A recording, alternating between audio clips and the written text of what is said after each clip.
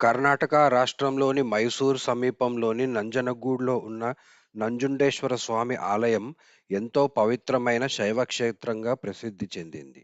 ఈ క్షేత్రంలో పరమేశ్వరుడు నంజుండేశ్వర స్వామి రూపంలో భక్తుల పూజలు అందుకుంటున్నాడు. నంజుండేశ్వర అనే పేరు విషాన్ని త్రాగిన శివుడు అనే అర్థాన్ని కలిగి ఉంది.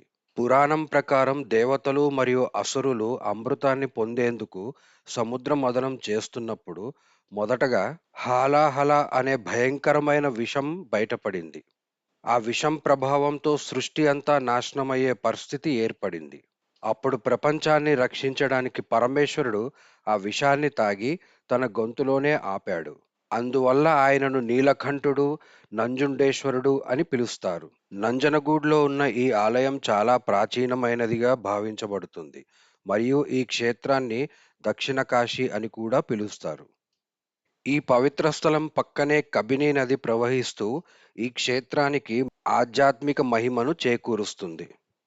ఈ విధంగా నంజుండేశ్వర స్వామి ఆలయం భక్తి, త్యాగం మరియు దైవ రక్షణకు ప్రతీకగా నిలిచిన గొప్ప క్షేత్రంగా ప్రసిద్ధి చెందింది. మీరు కూడా జీవితంలో ఒక్కసారైనా ఈ పవిత్ర నంజుండేశ్వర క్షేత్రాన్ని తప్పకుండా దర్శించుకోండి.